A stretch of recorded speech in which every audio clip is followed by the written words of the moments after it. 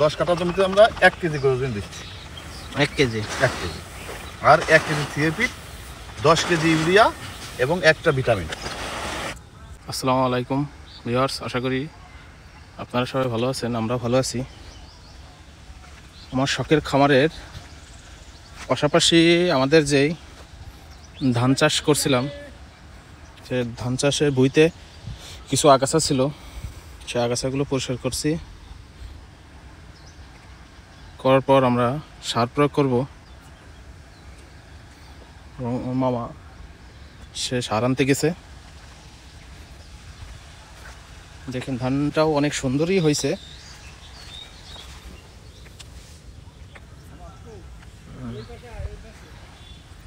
দেখেন ওই পাশে আমার মামা সার নিয়ে হাজির, সে সার নিয়ে চলে আসছে। বাজান, এই পাশে তো বাড়ি ঘর নেই, তুমি এইভাবে কোথায় যাচ্ছ? আমি আমার শখের খামারের পাশে আমার যে ধানের ভুঁইটা, ওইটা আজকে আমি সার প্রয়োগ করব। আমরা ভাবছি তো অন্য কিছু, যে বাস্তা নিয়ে তুমি যেভাবে যাচ্ছ মনে হচ্ছে তো তুমি তো এলাকায় যাচ্ছ।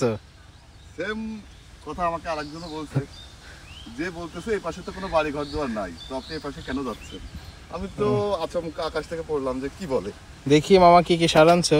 তো আমরা একটা পরিবেশ খুঁজি যেখানে আমরা এই পাশে ওই পাশে যাই, যেখানে আমরা দেখি আমরা কি কি সার আনছি। সার এখন এখানে ঢালা হচ্ছে। ইউরিয়া সার, এটা ইউরিয়া। এটা ইউরিয়া সার। এর কাজ হলো গাছ কালো করবে আর গাছটা সবুজ হবে। এটা কাজ হলো এইটা, এবং গাছটাকে শক্তি যোগাবে। তো এটা ইউরিয়া। এই যে ইউরিয়া সারের সাথে আমরা লিউট্রিশন ব্যবহার করব, পুষ্টিকর জিনিস এটা। এটা ধান গাছের পুষ্টি হবে। সবই তো ভিটামিন। এটা সিনজেন্টা কোম্পানির। Syngenta company. এটা কি তরল? তরল। আগে এটা তাহলে আমরা তরল এটা ওষুধ। মিক্সার করে দিই। আমার মামা আজকে পুরো কৃষক বেশে আছে। এটা কাটি নে একটা কাজ তো ক্লিয়ার করে দিই, তাহলে এটা কাজ থাকে। তরলটা আমরা দিয়ে দিলাম। আরে থিওপিট হলো গুছা করবে দানা। আর এটা আস্তে আস্তে থেরাপিট। দেখি মামা, এটা এই যে সিনজেন্টা এটা কোম্পানির থেরাপিট, সিনজেন্টা কোম্পানির। কাকার মুখ থেকে শুনলাম এটা ধানের পুষ্টিকর আর কি, ওই ওয়া করবে গুছা করবে, গুছা। ধানের গুসা বলে, যেটা সেই গুসা বৃদ্ধি করবে, পুষ্টিকর। এটা গ্রোজিন। এখানে দেওয়া আছে কত গ্রাম, কত কেজি, কত শতকে দিতে হবে। আর মামা ওইটা কি, এটা এই ওষুধটার নাম কি? গ্রোজিন। গ্রোজিন 10টা। গ্রোজিন 10টা। ওটার কাজ কি? ওটা পুষ্টিকর কাজ। মানে আজকে আমরা এবার এসে ধানের পুষ্টি হওয়ার জন্য যাবতীয় যত সার আছে তাই দিচ্ছি। পুষ্টি দিয়ে আর কি গবেষণা। মামা এই যে সার মিক্সার করতেছে।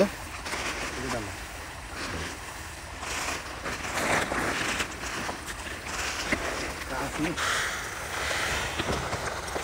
ভাবিস না, এটা পুরো হাতে ধরা যায় না।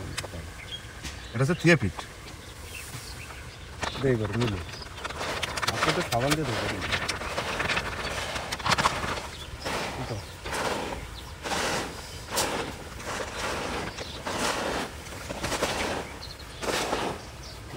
এক সপ্তাহের ভিতরে ধান করে যাচ্ছে কথা বলতে মনে হয়। এক সপ্তাহ ভিতরে মাশাআল্লাহ ধানের পরিবর্তন চলে আসবে, আমরা আশা করি। তারপর মানে এটা দেওয়ার এক সপ্তাহ পর পরই ধানের পরিবর্তন চলে আসবে, দেখা যাবে নাকি?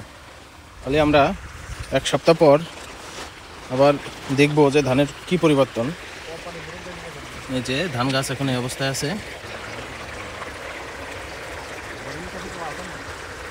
সার এখন আমরা গামলায় ভরছি ঘাস সার বোনার জন্য। আর অর্ধেক হয় কিনা দেবে একবার না। অর্ধেকের বেশি চলে যাচ্ছে তো।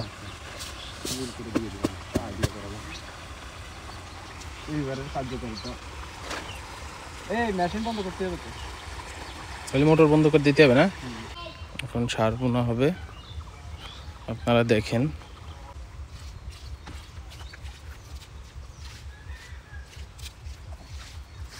ধানে সার দেওয়ার পর এই যে ধান পানি অপরিষ্কার থাকার কারণে আমরা ক্লিয়ার বোঝা যাচ্ছে না। তারপরে দেখেন থিওপিট সারটা গলে যাচ্ছে দেওয়ার সাথে সাথেই।